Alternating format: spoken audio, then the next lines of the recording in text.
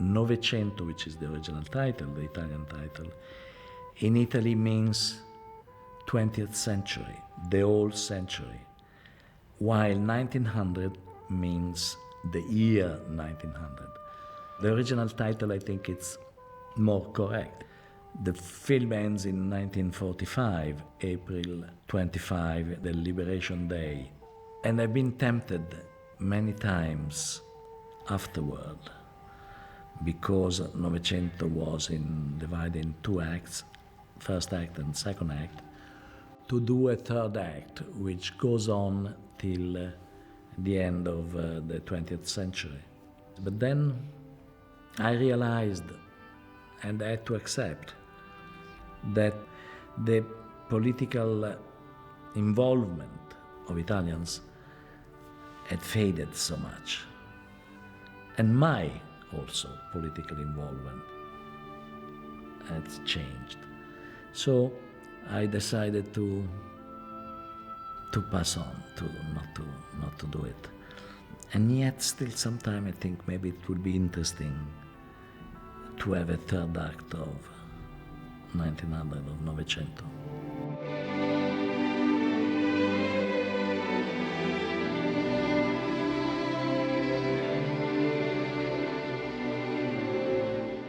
After The Conformist, I wanted to do a movie from a Dashiell Hammett novel called Red Harvest.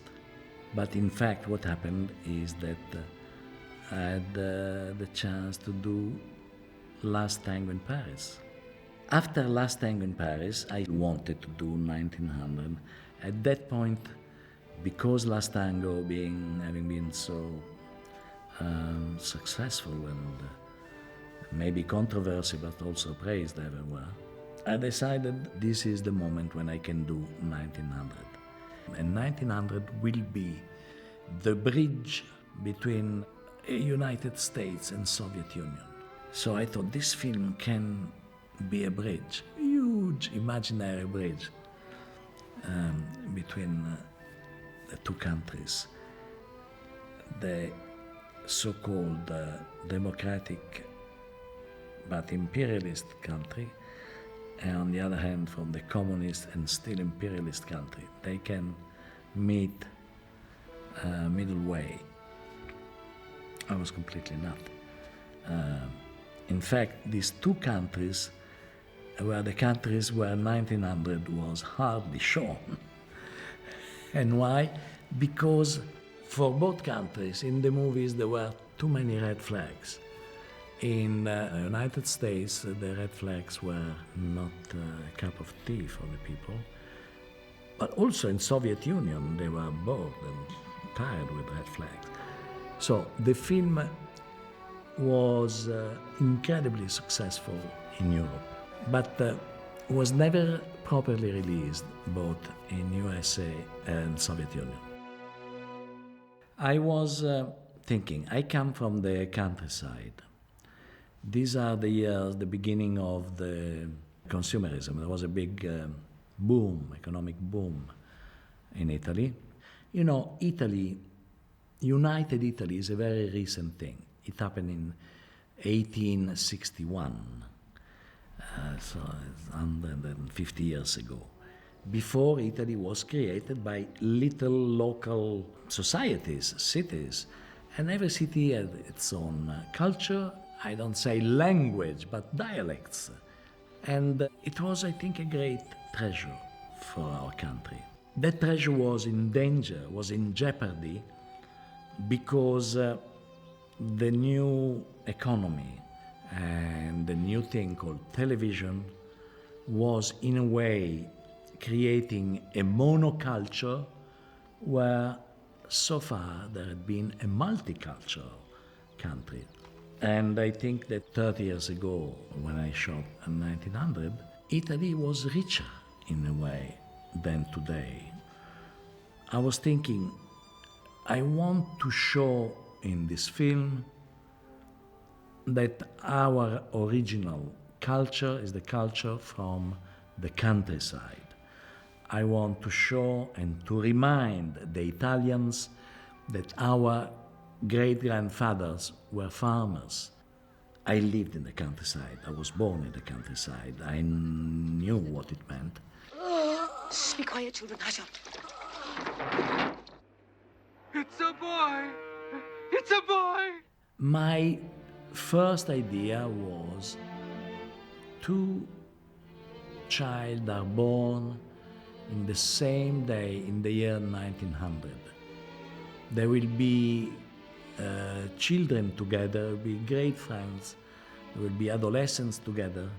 They will grow up, they will become young men, and then the politics will create a great separation because fascism comes, and the one who is born in the house of the landowners will become a fascist, and the one who is born in the house of the farmers will become a socialist.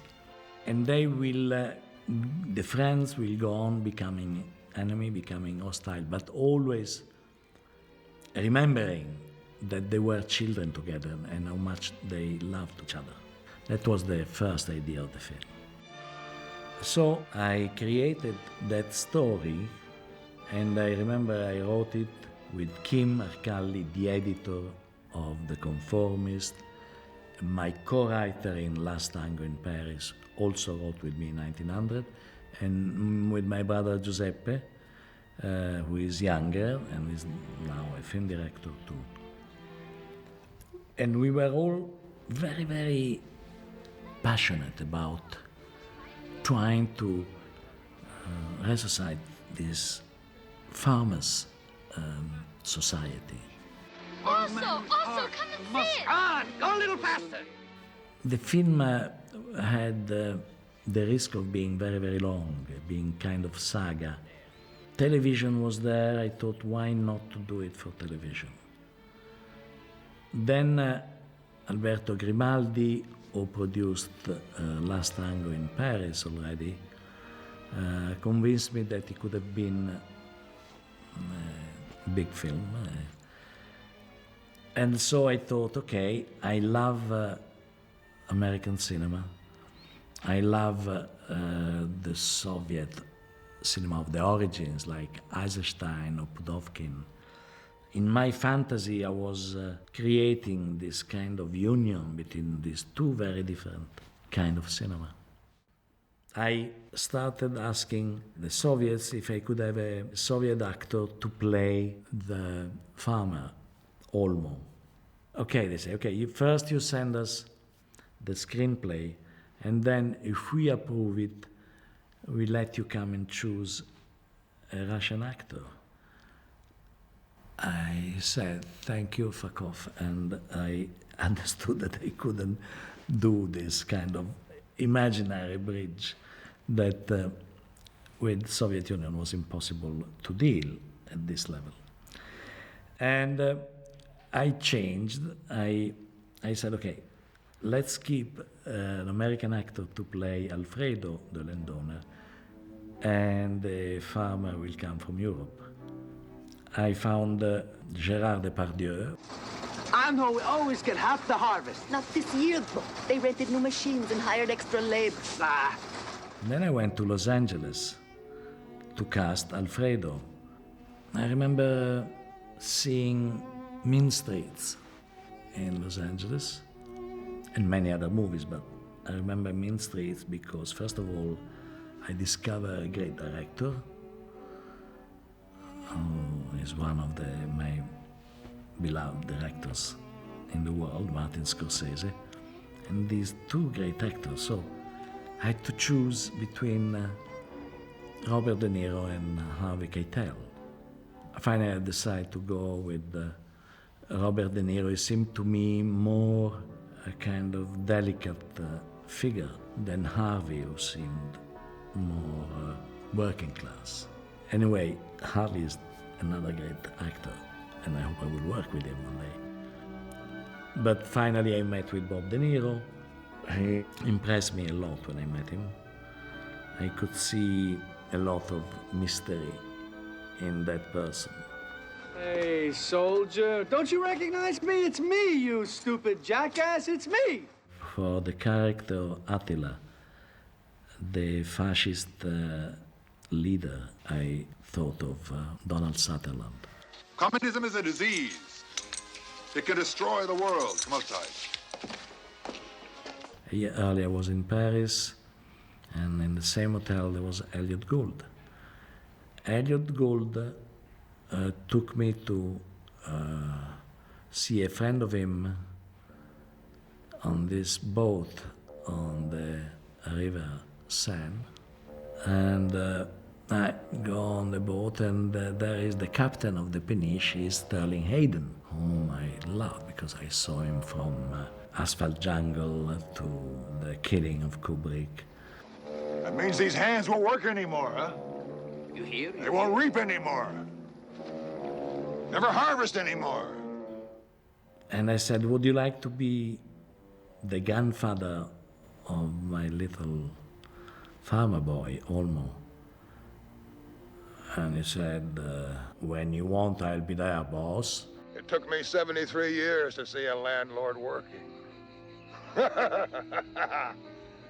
And then I went in Rome on the set of a Luchino Visconti movie where Burt Lancaster was shooting with Luchino. I gave him the script and he read it, and he told me, I know that if my agent asks your producer what is my actual fee, your producer won't be able to pay me and I won't do the film. So I'm coming to do the film with you for nothing, just for the expenses of where I will live and the travel. I will never forget that. It was extraordinary.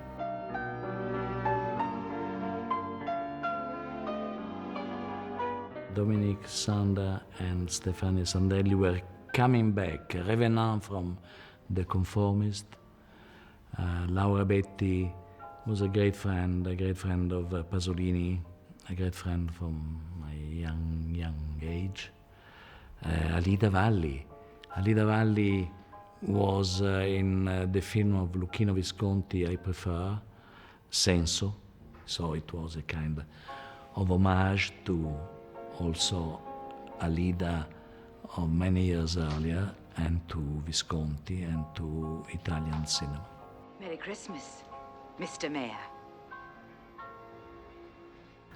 Jean Renoir was done my number one movie. It's silly to say that, but there is one movie I love more than any others, which is The Rules of the Game. I will always remember something he told me. Remember, you have always to leave a door open on the set, because you never know, somebody can pass by and enter from that door. And this is the reality which enters into the film. That was exactly what I was thinking always since I started to make movies, to find a way to let the reality enter into the film. And that phrase of Renoir was in my ear, was in my mind during the whole shoot of 1900.